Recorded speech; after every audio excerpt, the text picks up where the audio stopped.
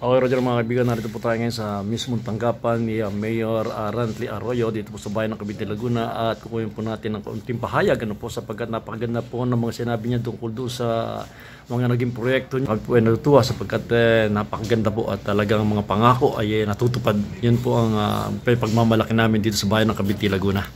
May tanong ko lang po at ako yung mga bago na po usapan, yung pong pagpapunta sa abroad, paano po ba yun? Yung sa, balita ko sa Korea, paano po bang sistema ginagawa niyo? Ito po yung tinatawag nating seasonal workers program na kung saan ang ating pong pamahalaan, ang lokal na pamahalaan ng bayan po ng Cavite at ang bansa po ng Korea ay meron pong agreement na kung saan po ay maaari po tayo makapagpadala ng mga farmers po mula po sa bayan ng Cavite papunta po ng Korea. Ito ho ay malaking tulong sa ating mga kababayan na gusto makapag-abroad at nabibigyan natin ng oportunidad para po at least din po ay makatulong tayo sa bawat pamilya ng bawat isang Cavintean po.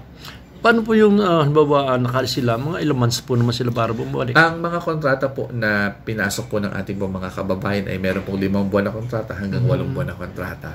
Ito naman po ay ang pagtatrabaho po nila sa Korea after po ng 5 buwan at 8 buwan na kontrata, babalik po sila sa bansang Pilipinas ulit. Pagkapagbalik po niya din sa bansang Pilipinas, ay pwede po ulit silang bumalik tungo ng Korea? Yes po. Pwede po silang bumalik. Depende po sa magiging assessment po ng kanila pong mga employers. Buti naman po at sa pamamalakad ninyong ganito, kayo po mismo ang contact dito, Mayor? Ito po ay programa po ng government-to-government program. So malaking bagay ho kasi ho nga ay ang kausap po natin ay gobyerno din po ng Korea. Aba, napakaganda pala po. Yes po. So dito pong huli po nating na-deploy po natin yung mga kababayan. 82 kababayan po natin ngayon ang nakapunta po ng Korea sa ngayon po. At ngayon po ay masaya po silang nagtatrabaho sa bansang Korea. Hindi po natin mayroon ako galing ng Korea, 25 years po ako sa Korea. Ngayon, nakikita ko nga ng, maganda itong pamamalakad dito sapagkat alam natin na pag nasa bukid sila nagtrabaho, talagang solo-solo nila yung lugar na ano yan, po. Nasa bukid sila ang nagtatanim.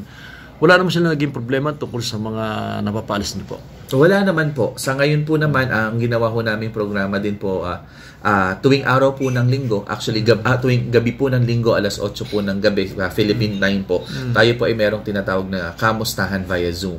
Ito po ay ang kamustahan online na kung saan nag-invite ho tayo ng pastor na po pwede ho para sa spiritual guidance. At the same time po, hindi ho nagkukulang ang ating pong lokal na pamahalaan para i-guide po sila, para maramdaman po nila na hindi porket dineploy na sila ipinabayaan na. So tayo po ay lagi pong nakasubaybay, nakaalalay sa ating mga kababayan at tuloy-tuloy po ang ugnayan at ang komunikasyon po ng inyong lingkod kasama po ng lokal na pamahalaan sa ating pong mga Cavintean na nasa Korea.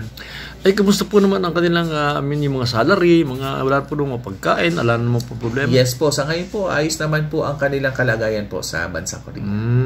Dahil alam nyo noong una kasi, pag nagpunta ka ng Korea, number one problema dyan, yung pagkain Opo. Pero yes, siguro naman na-adjust na din ang sarili na. Po. Matanong ko po din, yung tungkol dito sa tinatawag na papadala nyo sa ibang bansa sa kasalukuyan na pinag-aaralan pa nyo o yung patulad sa Poland? Sa ngayon po, hindi pa naman po namin ina-announce ang formal na kasunduan. Pero sa ngayon po ay ating pong nilalakad na sa pag-uusap na po ang lokal na pamahalaan dito po sa 3 bansang ito na po pwede rin po tayo makapagpadala ng mga taga-Cavite, mga Cavintean na magiging farmer din po sa 3 bansa po na nabanggit po natin. At umaasa po kami na sana po ay maging maganda ang aming pong pag-uusap para po naman sa ating pong mga kababayan din. Sige, Mayor, ako po ay wala na po mga interview sapagkat narinig ko na po lahat kanina. Ay gusto ko lang po ang mensahe nyo para po sa ating mga kababayan, lalo na po sa pagpapadala nyo ng mga tao papuntang abroad, mga taga-Cavite, Laguna.